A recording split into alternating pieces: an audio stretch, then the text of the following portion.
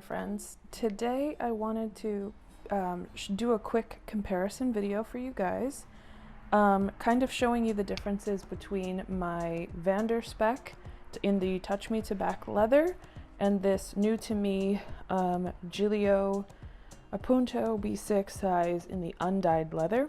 Now this isn't like straight out of the factory the way that it would look as an undyed. Just as a full disclosure and disclaimer, I did receive this secondhand from a wonderful planner friend named Julie Plans, who had an unfortunate ink spill, and she sent this to me because she knew that I wanted to go ahead and test it out. And so there's that ink stain right there. There's another one under the clasp here as well, and you guys will see that in the video. But I did add a little magnetic pin right over it to just kind of hide it on the front here. But I wanted to show you guys a comparison of the two really quickly. Sorry, I didn't realize that cable was in the way. Because this was a big dilemma for me. I was very frustrated with Gillio, because I have had my eye on their website for probably 1.5 to 2 years now, trying to get my hands on a B6 Appunto, and at the time I don't think I was interested in the B6 size. I only got interested in that in the last year, but before that I was interested in the Gillios for their Hobonichi Weeks size planner covers. Couldn't get a hold of one, got super frustrated, and that's when I discovered VDS. So the thing with VDS is that they are custom, full custom. You can get the Touch Me line pre-made, but I did not go the pre-made route. I did customize this because I knew I wanted to do that. But kind of here's the comparison for the two of them, and why I'll just kind of spoiler alert you right now and let you know that I prefer VDS. And I'm going to go ahead and go through some things here that kind of explain why I have a preference of VDS over the Gillio Appunto B6. I'm going to also state that I think that both are fantastic planners, and I don't think that anyone who has a preference for one or the other is necessarily wrong. I just think that different things for different people, you know, as the saying goes. So let's get into it. So first things first, I'm going to kind of give you a rundown on my custom VDS, since this one is the one that I've had first and the longest.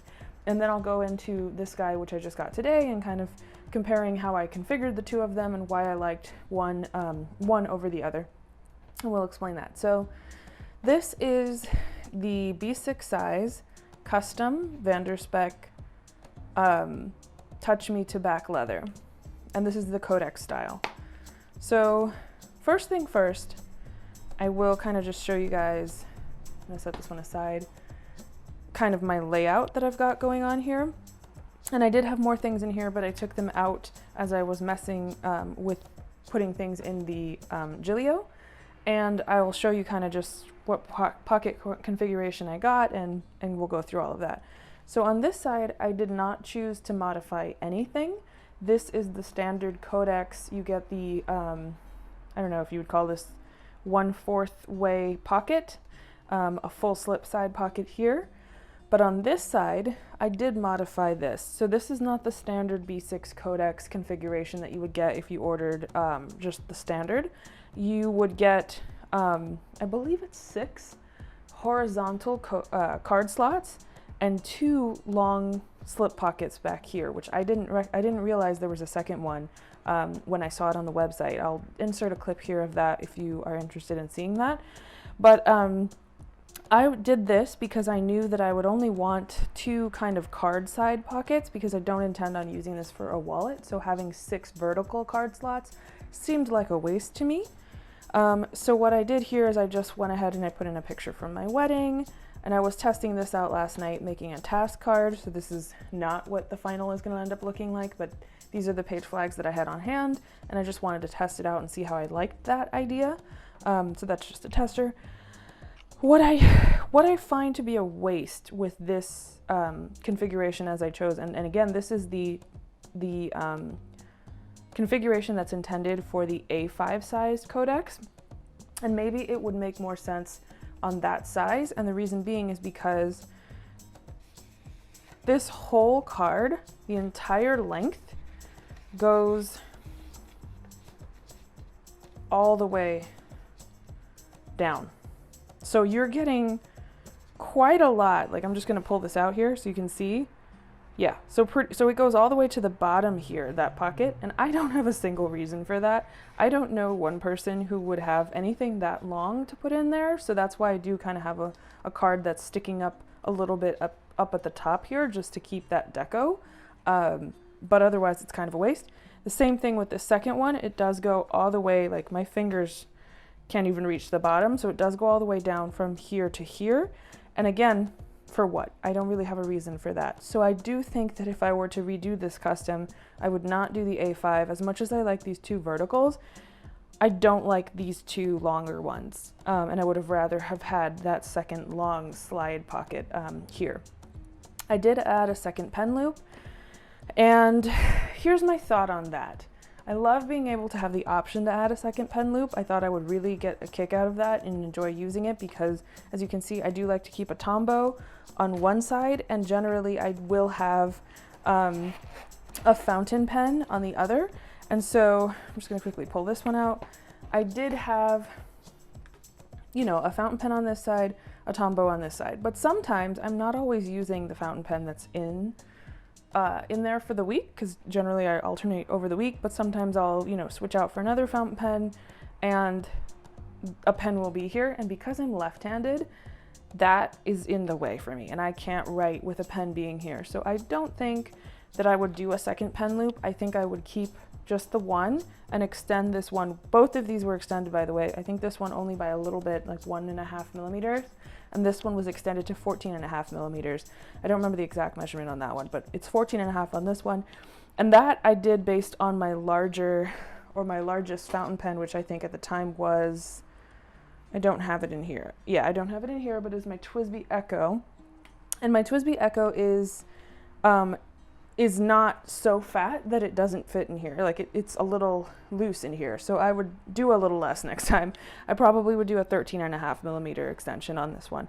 And again, just have it just be on this one side, or, you know, I haven't really decided, because if I don't do this card pocket, this modification again with the orientation on the left here, and I just leave it to be the standard, I might still do the second pen loop, only because another thing that I noticed after the fact that bothered me was that because she wanted both of the pen loops to be the same in terms of where they were placed, it couldn't have been placed in the middle of where the belt, of where the clasp goes, because of this height for this card pocket.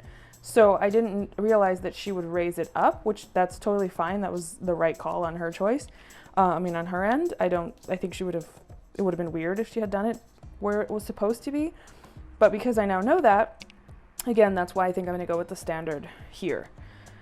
And then in terms of storage, I did not get it with the big back pocket, which I really, really regret now, because I didn't think I would use the big back pocket. But now, having used it for a long enough period of time and not having had that long second slide pocket here, I find there's not enough storage, practical storage, so I'm like overstuffing this pocket. I sometimes double stuff things into this pocket and this pocket along with the inside of my book.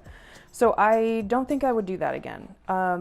So that's some things I noticed about that. But all in all, I mean, I love it. I think it's gorgeously, wonderfully well made. The one thing that I would say is that I also wouldn't pick this leather again. At the time, I was only aware of the Janet Leather Brown, which is this one from the sample. As you can see, I kind of destroyed it a little bit with putting water and stuff on it to just see what would happen to it, how delicate it really was. And I thought it was just the tobacco that were the only two brown options.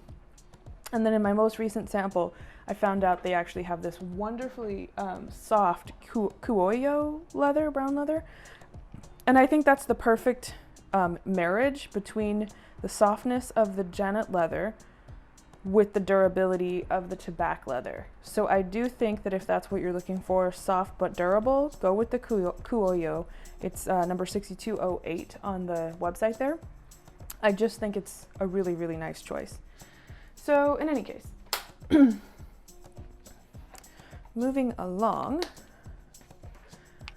into the Gillio. I'm gonna actually put this one on this side.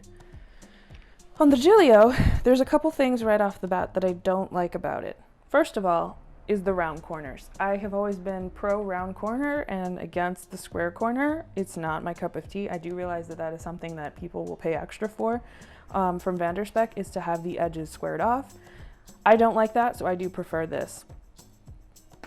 It's also important to note that with Gillios, you cannot customize them. They come as is, exactly customized or configured this way, and you should just be aware of that going in. So I'm going to just unlatch that pen. I think I'll put it back on this side here because that's generally what I have going on. But anyways, so another big drawback for me is because you can't customize the Gillio, you are stuck with their pen loop, which is, in my opinion, very unusable.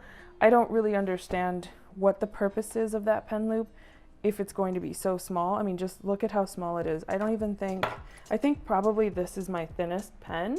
It's just a Muji pen, and it fits, but as you can see, I have to work in even this pen. Like that's kind of ridiculous, and that to me makes me wonder, like, what was the point of that being so narrow? I don't think most pens are that narrow. Let's try with an Energel. Like, this is, you know, it's got a grip on it, so it's gonna take some force, and I don't want to do that.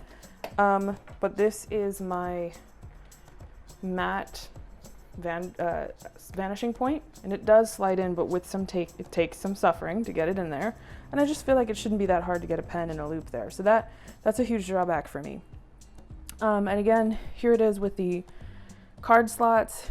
This is just a standard size card from Cloth and Paper, and it's a good depth for me, so I do like these depths. I think when you get down to these lower two, it does get longer. I wish I had something really long to show. Oh no, that's standard. That's standard. And that's, okay, so I was wrong. They are standard in terms of the height all the way up. And then you've got this lower one, which I kind of like for cute little bits of ephemera. And I do like that it's got this pocket here. Like, though this I think is 100% a win. I do like that you get the zippered pocket and a secretarial, like, as part of the standard configuration, but I really hate that pen loop. And then I do like that it comes standard with the big back pocket because I do use a pencil board. And so with my VanderSpec, without it having the big back pocket, I don't really have a place for items like these. And generally what I would have back here would be like a sticker kit. So that's just kind of interesting to be aware of. I like the feel of this leather. I think it feels very nice. This is their Epoca leather. I think I've mentioned that. And I think it's got a really nice button clasp on it. And it's not too bulky, but it is a little bigger. Like, if we compare, I don't know if it made it harder because I've got those pens. I think it's harder because I have those in here. So I'm going to take these out. So lining up spine on spine, you can see that the VanderSpec is like whatever that amount of millimeters is shorter in terms of width than the Gillio. So for the Gillio, that's just a little bit of extra flab, I guess you could call it, that it doesn't need to have. And then on the height side, it's very, very minuscule, that height difference, but there is one. If you can see it there, you can see it just barely, but it's not anything to like be really offended by.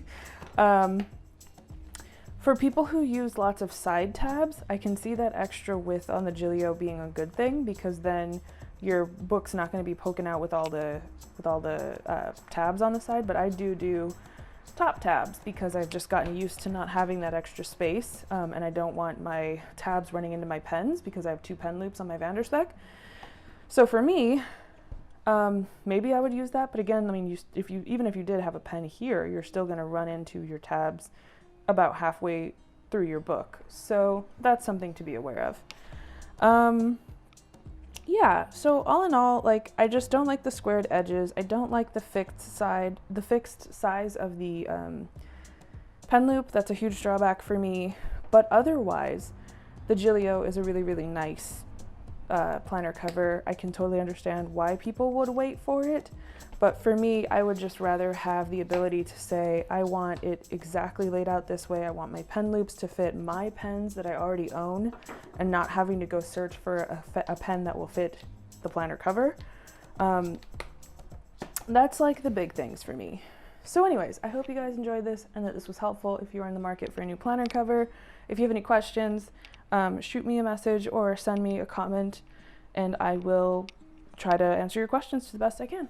Anyways, I will see you guys soon.